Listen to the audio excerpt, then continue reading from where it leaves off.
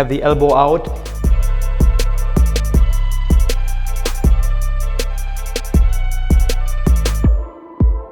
Hey, I'm Raleigh Williams, but I am joined by world champion pool player Thorsten Hohmann. Thank you so much for being here. Hi Raleigh, thanks for having me. Oh, I'm so excited because today we're talking about something that does not get a lot of press in the billiard world, and I'm of course talking about using the bridge, but not any bridge.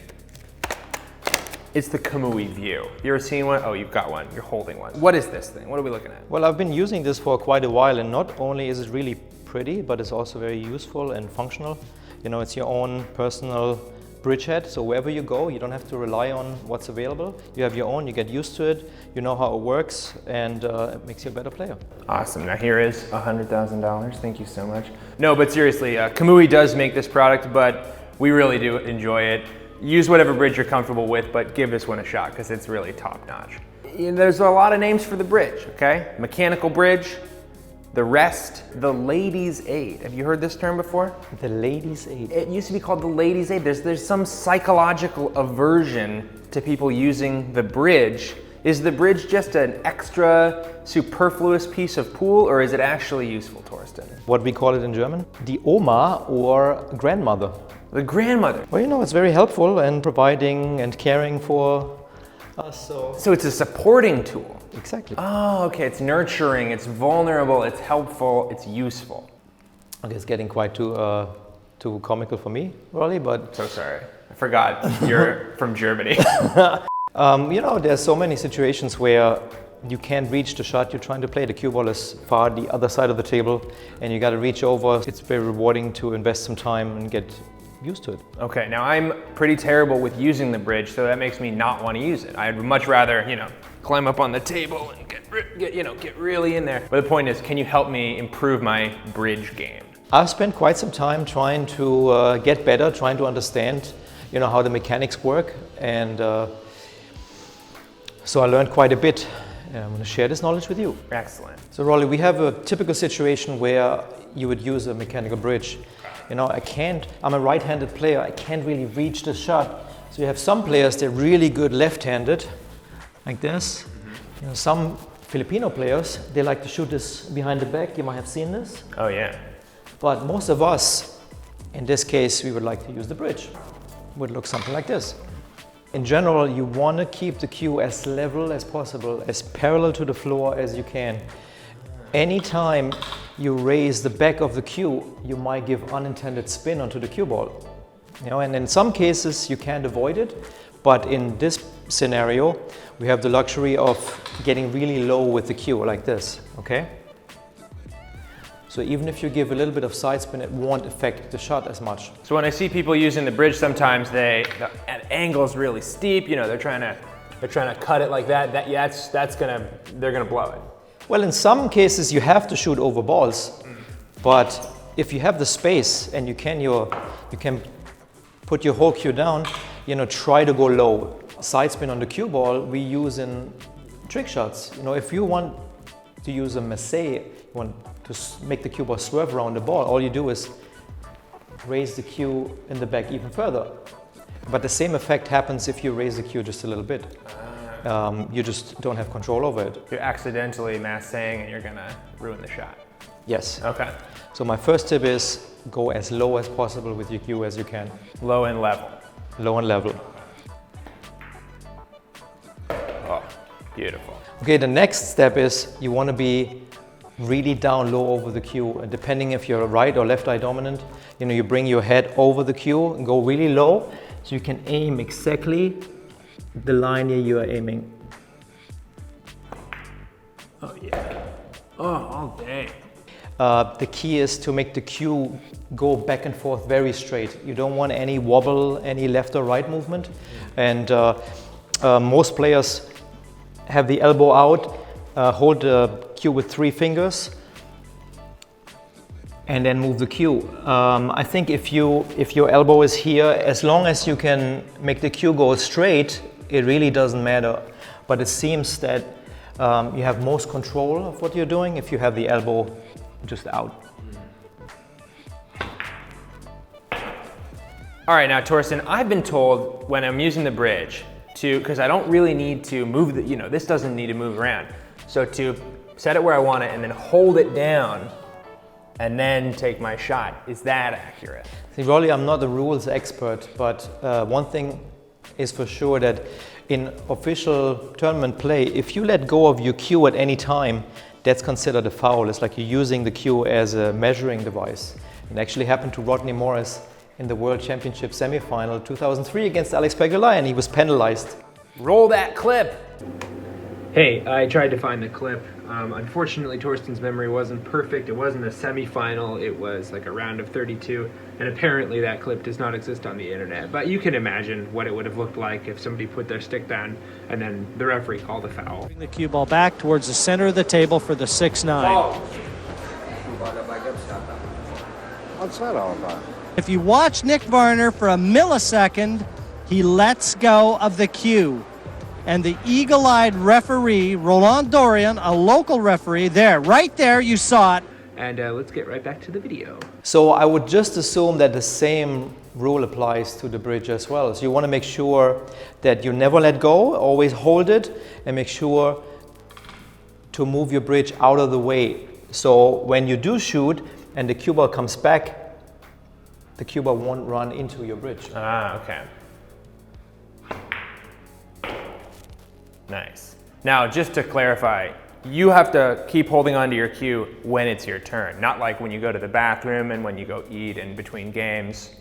You should always take it with you, even when you sleep. That's how you bond to your equipment. That's how you become a world champion. That's my problem. It's not that I'm not good at You gotta pool. be committed. I gotta be committed. Commitment.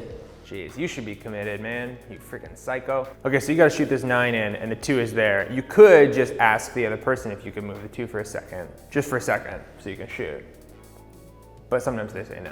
Yeah, sometimes they do, and that's when actually our Kamui Vue comes handy, because we can get really high. Well, the problem here is, as I mentioned earlier, every time that you have to raise the end of the cue, you might give unintended spin on the cue ball, which makes the cue ball spin left or right. So this is really advanced, something that you can practice. Just make sure that your aiming becomes super precise.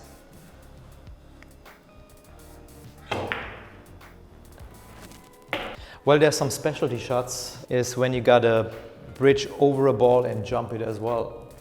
And because of the Kamui Vue is clear, I can first of all set up my bridge really closely to the object ball without touching it. And at the same time, I can really see where I am making contact on the cue ball, which a traditional bridge head wouldn't allow you.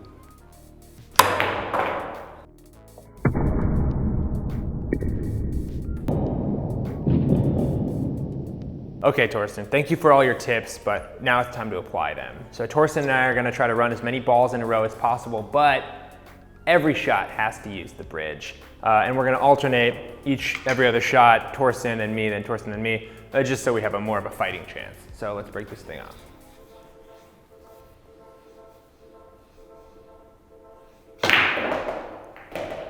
Two, okay, nice. Challenge. Yeah, 12 I think is my only option here. You would never really use the bridge right on the rail like this, would you? No, because you have to go so high with the end of your cue. But that's part of the challenge. Just, don't try to do too much with the cue ball. Just try to make it. Gotcha. Beautiful. Thank you. Oh yeah, never in doubt. One thing, Rolly, is try to be really close with the tip of your cue to the cue ball every time, so you become really precise. If you're so far away, you can't get the precision. Gotcha. All right, and nice and level.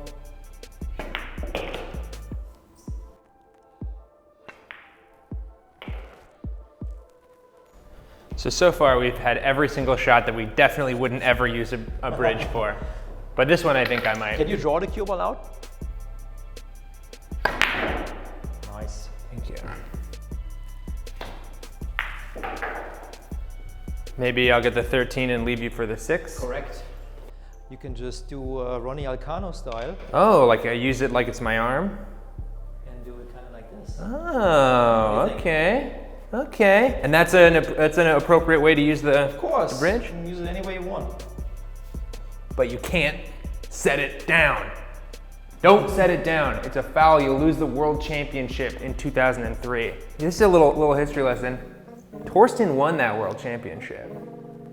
Rodney Morris might have beat Thorsten if he had known not to set his cue down. Faith, I guess. Yeah. Oh yeah, you can really get sort of stable there. Nice. Woo! Good job. Thank you. Oh, what a guy. The real challenging shot here Oh, no problem. would be to cut the 15 in with inside English and break up the cluster. All right, But, no to that. Yeah, what's the next one? What's the next option? or you can just make the 7. Okay, I'll just do that then.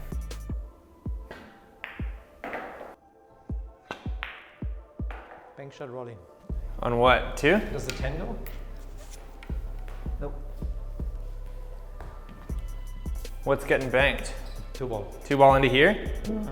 Oh yeah, no problem. There's a technique I saw by Ronnie Alcano, world champion from the Philippines, is he put the bridge on his shoulder so he doesn't have to really hold it with his hand. And then he uses his cue as he was shooting normally. Dude, this is way relaxed. I feel like I'm chilling out right here. Oh yeah. All right, here we go, no problem. 2 ball, bank right into there. We're using the bridge for no reason. Let's just do this.